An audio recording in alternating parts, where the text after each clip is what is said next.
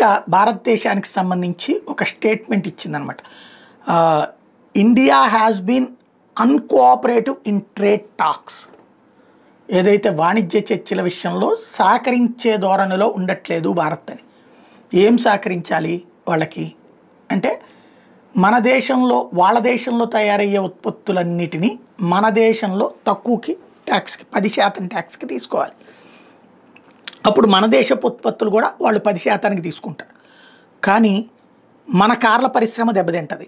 వాళ్ళ కార్లకి మనం ఇప్పుడు టెస్లా అక్కడ 30 లక్షలు అయితే ఇక్కడ 65 లక్షల రూపాయలు ఉంటుంది. అది తీసేసామంటే మన కార్ల పరిశ్రమ అంతా కొలాప్స్ అయిపోతుంది, వాడిదే ఫైనల్ అయిపోతుంది. అట్లాగే వ్యవసాయ ఉత్పత్తులు వాళ్ళైతే ఇచ్చి మన మీద రుద్దాలని చూస్తున్నారు. అలాగే చేపల ఉత్పత్తులు వాళ్ళైతే ఇచ్చి మన మీద రుద్దాలని చూస్తున్నారు. అట్లాగే వాళ్ళ విత్తనాలు జన్యు విత్తనాలు తెచ్చి మన మీద రుద్దాలని చూస్తున్నారు. వీటన్నిటి విషయంలో పాల ఉత్పత్తులు వాళ్ళు తెచ్చి మన మీద రుద్దాలని చూస్తున్నారు. అవి చేస్తే మన దేశంలో ఉన్నటువంటి దాదాపుగా 18-20 కోట్ల కుటుంబాలు, అంటే దగ్గరగా 50-60 కోట్ల జనాభా భవిష్యత్తు నాశనం అయిపోతుంది. అందుకనినే భారతదేశం అంగీకరించట్లేదు. మోడీ మొండిగా నిలబడుతున్నాడు. ఆ విషయం వాళ్ళకి అర్థం కావాలి కదా.